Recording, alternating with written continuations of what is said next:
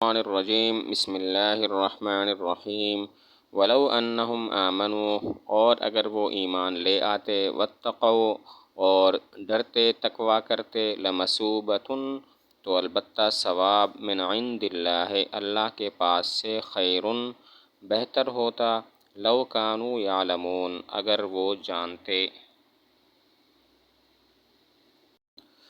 مطلب یہ ہوا کہ اگر وہ یہود حضور صلی اللہ علیہ وسلم پر ایمان لے آتے اور اللہ کے عذاب سے ڈرتے اور گناہوں کو اور جادو کو چھوڑ دیتے، تو اس کا ثواب اللہ تعالیٰ کے ہاں ان کے لیے بہتر ہوتا۔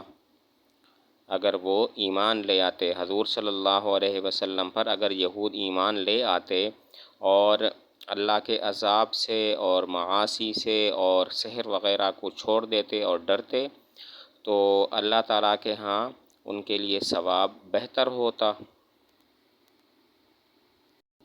لمثوبۃ، مثوبۃ کا معنی ہے بدلہ اور ثواب۔ ثواب کو جو ہے لمثوبۃ، بدلہ کو مثوبۃ، اور ثواب، بدلہ کو ثواب اور مثوبہ اس لیے کہتے ہیں کہ یہ ماخوذ ہے صاب یصوب صوباً سے، بمعنی لوٹنا۔ چونکہ نیک بندہ بھی اپنے کام کے بدلہ کی طرف لوٹتا ہے، اس لیے بدلہ کو ثواب کہتے ہیں۔ لمثوبۃ کا معنی بدلہ اور ثواب۔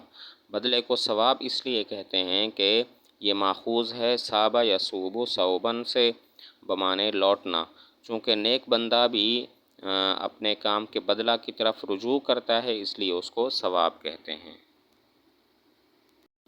من عند اللہ خیرٌ، خیرٌ بہتر، یہ اسم تفضیل ہے اور اس کا مفضل علیہ محذوف ہے، اور اس کا مطلب یہ ہے کہ ان کو ایسا ثواب دیا جاتا کہ جو ثواب بہتر ہوتا اس چیز سے کہ جس کے بدلے انہوں نے اپنے نفس کو بیچا۔ خیرٌ اسم تفضیل ہے، اس کا مفضل علیہ محذوف ہے، اور مطلب یہ ہے کہ اللہ کے ہاں ان کے لیے ثواب ہوتا جو اس سے بہتر ہوتا جس کے بدلہ میں انہوں نے اپنے نفس کو بیچا ہے۔ اب یہاں پر سوال یہ ہوتا ہے کہ لمثوبۃ من عند اللہ خیرٌ، اس کو جملہ اسمیہ کے طور پر کیوں ذکر فرمایا؟ سوال یہ ہے لمثوبۃ من عند اللہ خیرٌ، اس کو جملہ اسمیہ کے طور پر کیوں ذکر فرمایا، جملہ فعلیہ کے طور پر کیوں ذکر نہیں کیا گیا؟ جواب یہ ہے کہ جملہ اسمیہ اس غرض سے ہے کہ تاکہ معلوم ہو جائے کہ وہ ثواب دائمی ہے اور ہمیشہ رہنے والا ہے اور یقینی ہے۔ اسی دوام اور یقین پر جملہ اسمیہ دلالت کرتا ہے، اسی وجہ سے اس کو جملہ اسمیہ کے طور پر ذکر کیا گیا۔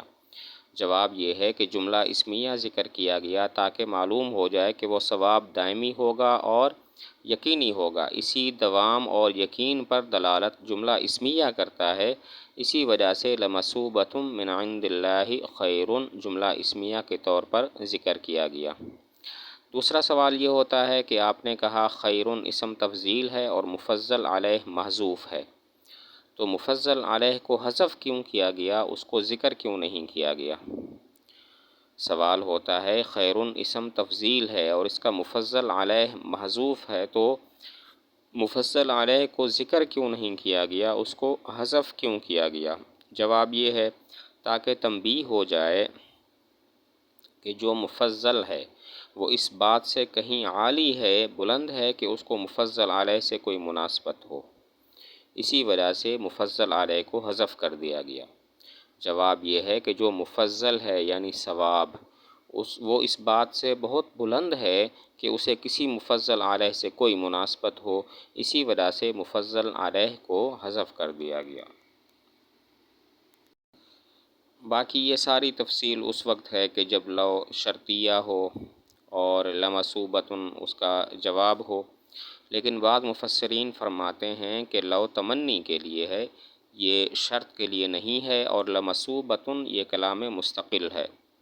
یہ ساری تفصیل اس وقت ہے کہ جب لو شرطیہ ہو اور لمثوبۃ اس کی جزا ہو، لیکن بعض مفسرین فرماتے ہیں کہ لو شرطیہ نہیں ہے بلکہ لو تمنی کے لیے ہے، اور لمثوبۃ یہ کوئی جزا نہیں ہے بلکہ مستقل کلام ہے۔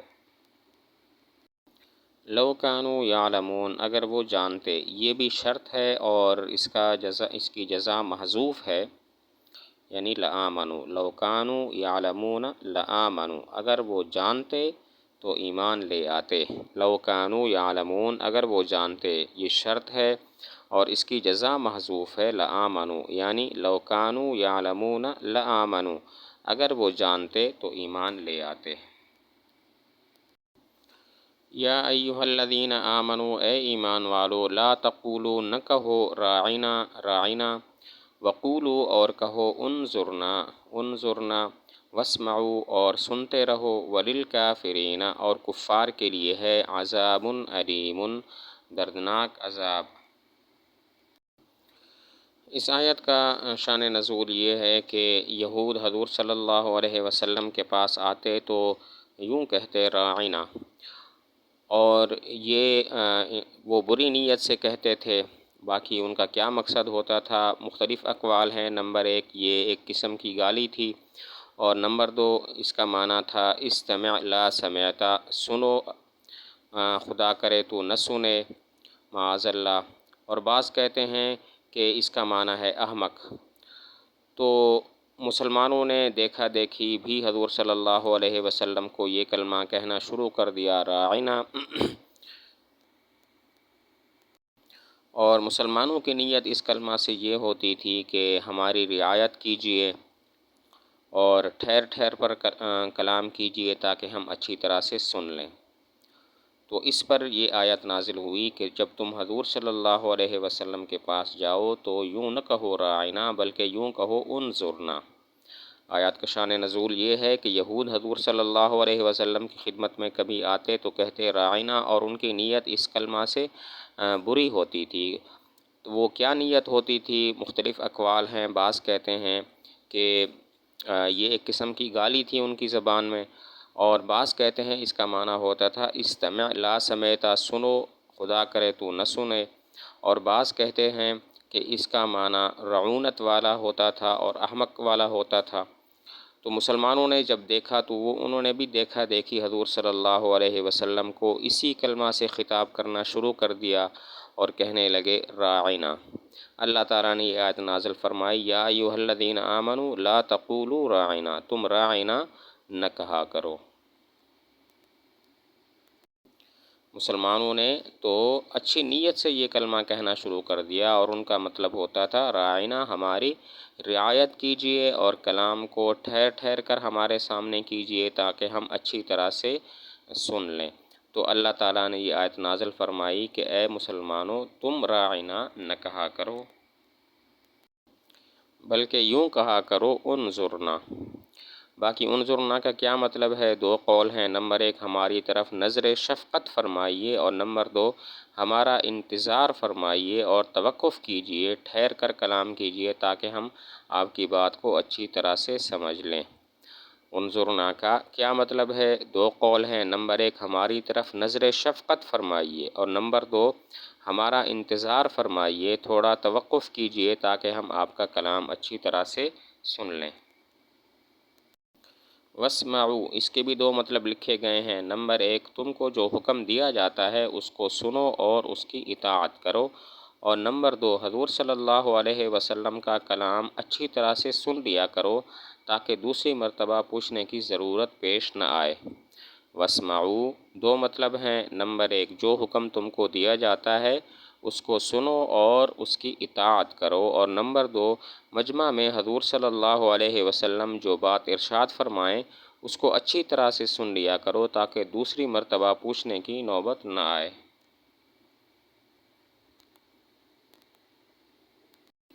وَلِلْكَافِرِينَ عَذَابٌ عَلِيمٌ، وہ یہود کہ جنہوں نے حضور صلی اللہ علیہ وسلم کو برے کلمہ سے یاد کیا تھا، ان کے لیے دردناک عذاب ہے۔